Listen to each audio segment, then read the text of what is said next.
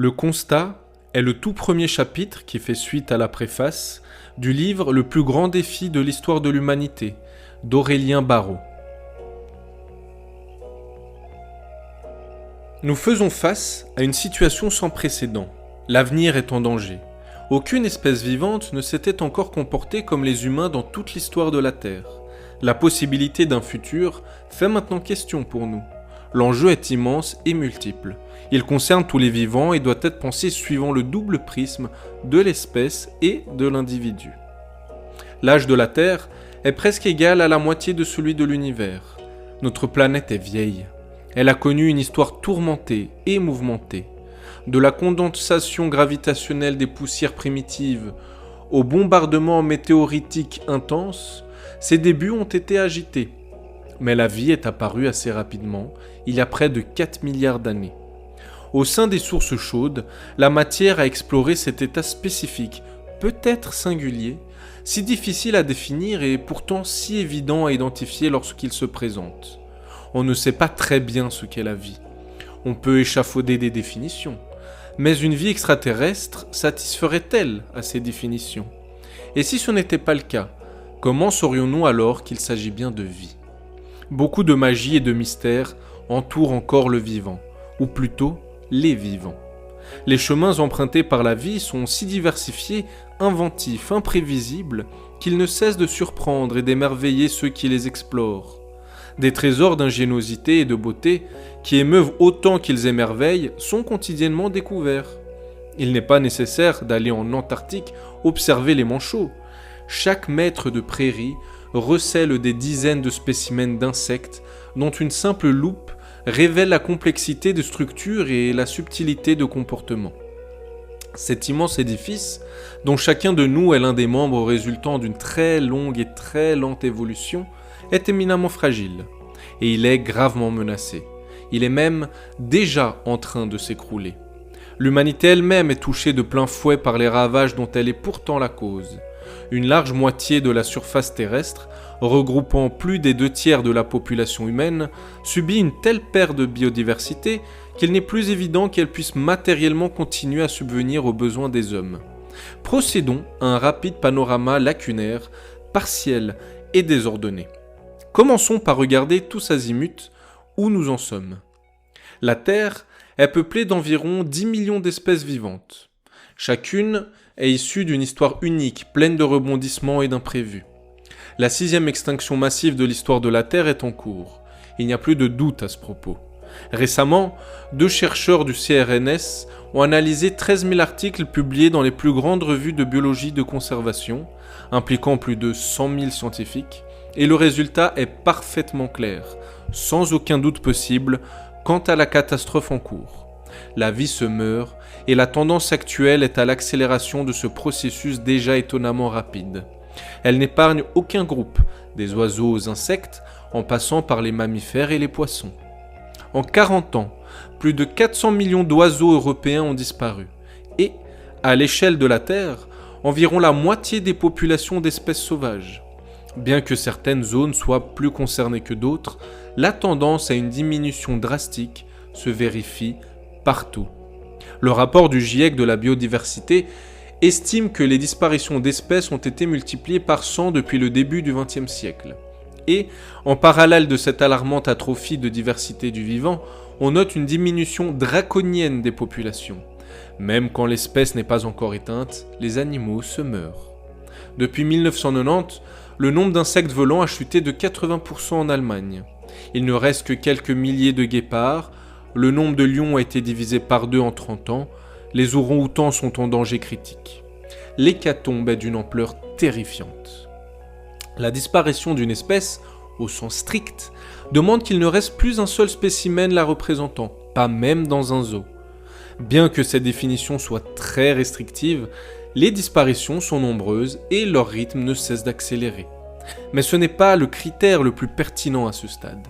Il y a surtout de moins en moins de vivants sur Terre. Cette disparition de la vie est parfois désignée par les scientifiques spécialistes comme un anéantissement biologique. Les populations s'effondrent. Certaines études concluent que le nombre de vertébrés a diminué de 60% depuis 1970. La situation de beaucoup d'invertébrés est pire encore. C'est bien un crime de masse, à l'échelle du monde, qui est en train d'être perpétré en toute impunité. Chaque année, la surface des villes progresse d'environ 400 millions de mètres carrés.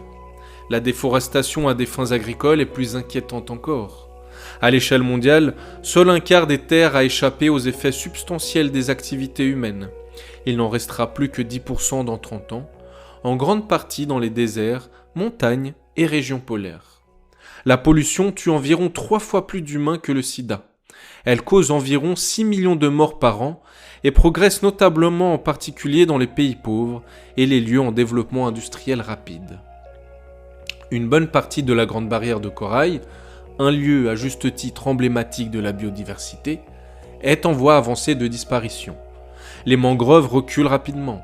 Des surfaces immenses de fonds marins sont dévastées par l'exploitation minière. La phénologie des végétaux est en plein bouleversement et contribue à l'effondrement de la diversité de la flore. Cette chute augmente en retour le réchauffement climatique. Lorsque le nombre d'espèces diminue, la teneur en azote des sols augmente ainsi que leur température moyenne. Les effets en cascade se multiplient. Environ 1 milliard d'animaux marins sont tués chaque année. Lors de la remontée des filets, la décompression fait éclater la vessie natatoire, sortir les yeux des orbites et, souvent, l'estomac s'extrait par la bouche. Les survivants meurent lentement, asphyxiés ou écrasés, alors même que les capacités cognitives et sensorielles des poissons ne permettent plus de douter qu'ils ressentent la douleur. De nombreuses espèces sont menacées. Les filets de pêche raclent aujourd'hui 30 millions de kilomètres carrés d'eau marine. Ils détruisent sans distinction et sans relâche.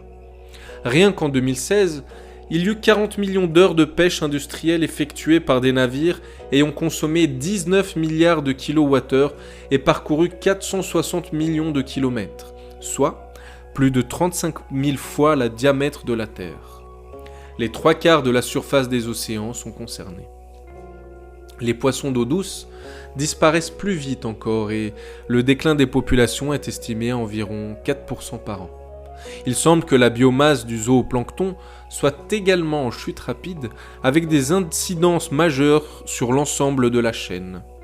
Que ce soit au niveau des espèces ou à l'échelle des individus, la vie sur Terre est donc en péril.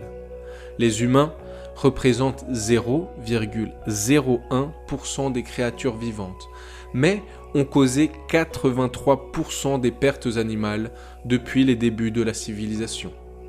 Une situation génocidaire d'une ampleur sans précédent, qui, de plus, commence à profondément nuire aux humains eux-mêmes.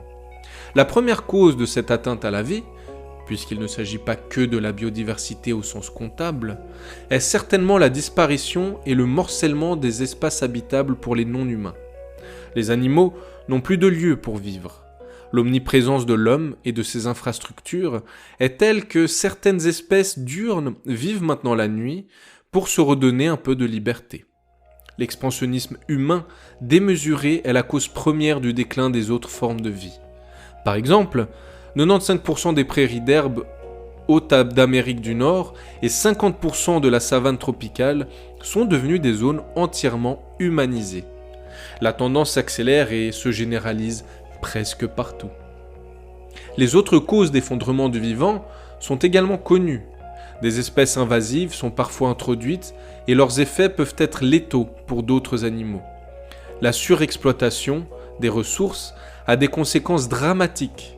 La pollution induit des effets dévastateurs à court et à long terme. Sans mentionner les effets en chaîne, l'extinction d'une espèce entraînant la disparition de celles qui en dépendaient vitalement. L'agriculture intensive joue également un rôle central dans la chute vertigineuse de la biodiversité. Le dérèglement du climat n'est donc pas, tant s'en faut, le seul motif de préoccupation alarmant. Il n'en demeure pas moins un aspect essentiel de la catastrophe écologique en cours, et il jouera un rôle de plus en plus important. Les dernières études publiées viennent corroborer ce qui est déjà su depuis longtemps. Il y a bien un réchauffement climatique global et il est causé par l'homme. En termes statistiques, la probabilité que l'on se trompe dans cette assertion est inférieure à 0,0005%.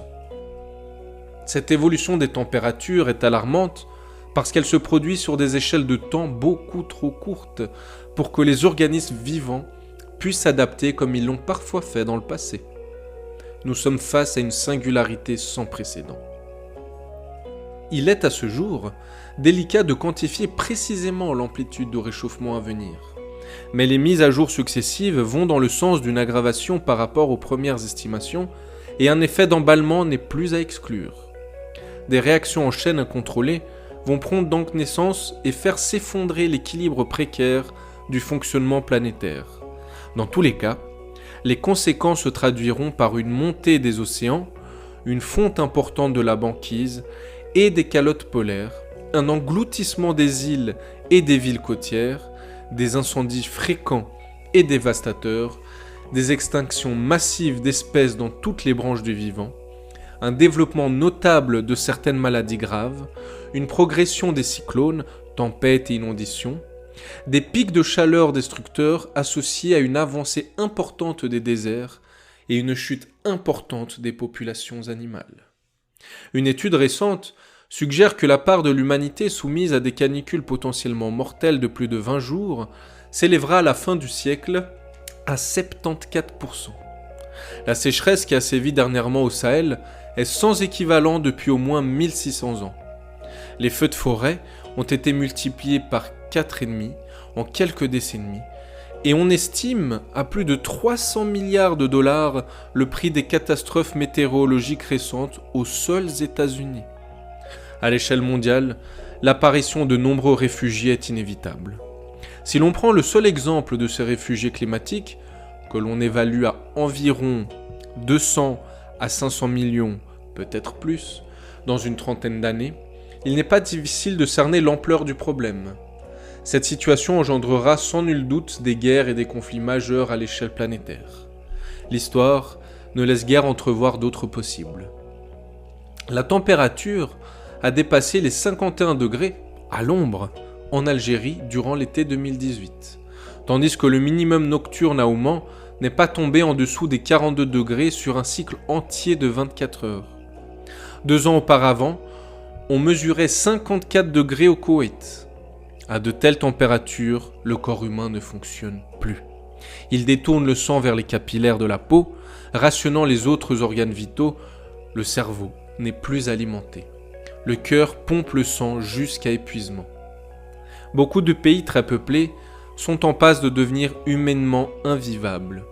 C'est notamment le cas d'une grande partie de la Chine, si l'on pousse la projection en 2070. Les animaux subissent également ces températures insoutenables et, malgré de grandes migrations, ils sont très largement décimés. Lorsque la température monte trop, certaines espèces, usuellement coopératives, deviennent agressives. Les comportements ne sont plus rationnels. Beaucoup d'oiseaux, de mammifères et de vertébrés n'ont plus que quelques décennies à vivre. La végétation est également touchée de plein fouet. Un quart des espèces est menacé à court terme. Le rythme des extinctions dans 30 ans sera de 100 à 1000 fois supérieur à la normale. L'ONU estime que si nous ne changeons pas de cap de façon radicale d'ici 2 ans, nous allons devoir faire face à une menace existentielle directe. Les mots sont lourds de sens. Le système planétaire étant non linéaire, il existe un certain nombre de paliers. Si le prochain est franchi, même un ascétisme radical ne pourra plus inverser la tendance avant des temps considérables et des dégâts essentiellement irréversibles. De plus, l'ONU souligne que les objectifs affichés sont dramatiquement insuffisants. Ces objectifs ne sont eux-mêmes pourtant pas du tout atteints à l'heure actuelle. Considérée sur les 50 dernières années, la concentration de CO2 dans l'air ne se contente pas d'augmenter, elle s'accélère. Son niveau est sans commune mesure avec les variations naturelles observées depuis 800 000 ans. Le dégel du permafrost libère du méthane qui induit un réchauffement climatique bien plus drastique encore que celui engendré par le CO2. En parallèle, la taille de l'océan de plastique dans le Pacifique atteint 3 fois celle de la France métropolitaine et la dernière étude publiée stipule que la masse de ces 1,6 million de kilomètres carrés de déchets augmente exponentiellement. On estime que le plastique des mers tue environ 1 million d'oiseaux et 100 000 mammifères marins chaque année. Au rythme actuel, la production de déchets va augmenter de 70% dans les 30 prochaines années et représentera plus de 3 milliards de tonnes.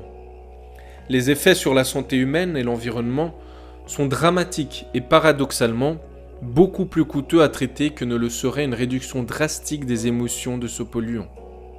Environ 250 millions de tonnes de déchets plastiques sont, en ce moment, générés chaque année. Dans un autre registre, on utilise environ 800 000 kg de roches et de sable pour manufacturer du béton, à chaque seconde. Plus de 81% des déchets ne sont ni recyclés ni compostés. La durée de vie d'une bouteille en plastique avoisine les 1000 ans. Dans les zones urbaines, 80% de la population humaine est soumise à des niveaux de pollution qui ne respectent pas les recommandations de l'OMS et on note une augmentation de 8% de cette pollution sur la période 2008-2013. L'eau sale occasionne au niveau planétaire environ 5 millions de morts humaines par an et ses effets létaux sur les espèces et les populations animales sont en croissance rapide. Chaque année, 80 000 km² de forêt disparaissent. Ce chiffre est en augmentation constante. La déforestation ne se contente pas de progresser, elle s'accélère, elle aussi. Au rythme actuel, la forêt primaire est amenée à disparaître dans les 10 prochaines années du Paraguay, du Laos et de la Guinée équatoriale. La décennie suivante devrait voir le phénomène s'étendre à plusieurs autres pays d'Afrique et d'Asie. Il y a 4 siècles, les 2/3 de la surface terrestre, hors océan, étaient pourtant constitués de forêts. Dans 70% des forêts du monde, une lisière peut être trouvée à moins d'1 kilomètre d'un point choisi aléatoirement. Les émissions globales de CO2 sont à nouveau réparties à la hausse depuis 2017, y compris en France. Elles atteignent 41 milliards de tonnes par an et marquent un nouveau record historique. La possibilité d'augmentation du réchauffement climatique, bien au-delà des prévisions induisant par effet domino des réactions en chaîne incontrôlables, est maintenant considérée comme une hypothèse très sérieuse. Il semble que l'année 2018 révèle une accélération de l'augmentation des émissions, alors qu'il faudrait une diminution de 40% dans la prochaine décennie pour contenir l'élévation de la température à un niveau gérable. Si nous continuons sur la pente actuelle, l'élévation des températures sera voisine de 6 degrés dans un siècle, peut-être plus, menant à un désastre impossible à anticiper. La très timide stratégie nationale bas carbone, proposée en France en 2015, n'a pas, dès 2016, été respectée, ni dans les transports, ni dans les bâtiments. Il existe environ 500 zones mortes dans les océans. L'oxygène y est trop rare pour que les organismes y survivent. Récemment, les études portant sur l'une des plus grandes d'entre elles, située dans le golfe du Mexique, montrent une expansion rapide causée par la pollution des fleuves qui se déversent dans la mer. Les requins existent depuis plus de 400 millions d'années, mais 80% d'entre eux ont aujourd'hui disparu et ils sont tous menacés. Conjointement, il y a chaque année 89 millions d'êtres humains supplémentaires à nourrir. La situation est, pour le moins, critique.